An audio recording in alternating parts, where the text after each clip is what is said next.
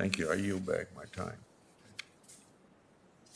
Just ask our witnesses to get as close to the microphone as you can so you can be heard by everyone. And I turn the floor over to Senator Leahy. Thank you, Mr. Chairman. I love this committee, having served on it for some time. I enjoy the hearing the various nominees. And Justice Robinson, obviously I have a personal connection as a Vermonter to your nomination, but I have a hard time remembering people came to this confirmation hearing with such a truly impressive set of supporters from across the political spectrum. Vermont's Republican governor, multiple sitting and former Vermont Supreme Court justices appointed by both Republicans and Democrats, former Republican legislators in the state, others. The letters I've had have been so impressive that have come in supporting you because I know these people and I know they go across the political spectrum in our state. How have you managed to garner this much support from leaders and colleagues, especially reflecting such a diverse ideological spectrum? What's your secret? Because I'd like to try it.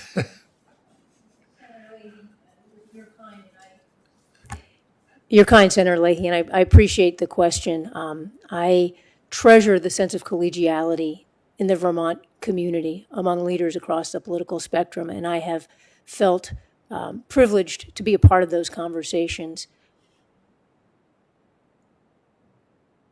The law is complicated, policy is complicated. There are a lot of hard questions out there, and I believe that we accomplish our best results when we come together across the spectrum and truly engage with one another. And I hope that that's been the experiences of folks that I've had the opportunity to work with in Vermont.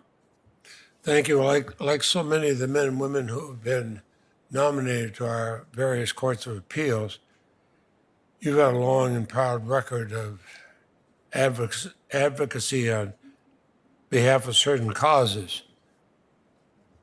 Would that change your ability to serve as an impartial judge in the Second Circuit, or do you feel you can be an impartial judge on the Second Circuit?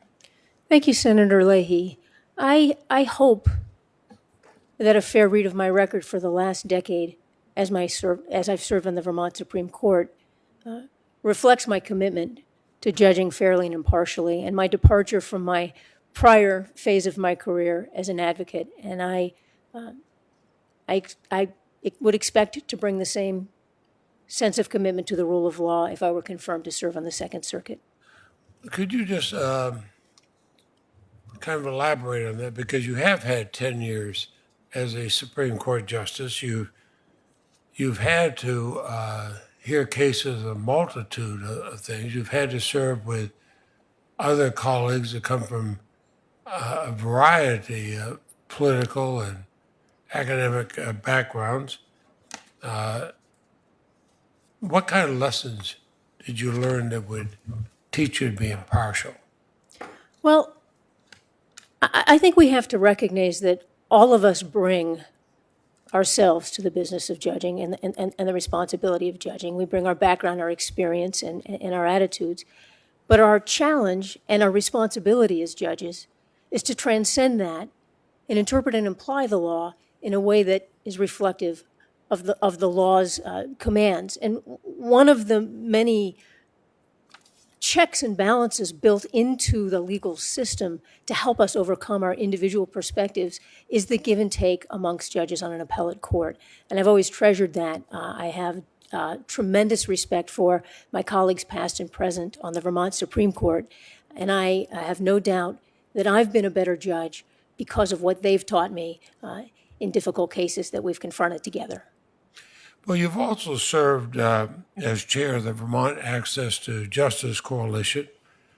That's a partnership between the Vermont Supreme Court and legal aid providers to bring meaningful access to Vermont's justice system. You've participated in the Vermont Supreme Court's On the Road series, which I wish they had had when I was practicing law.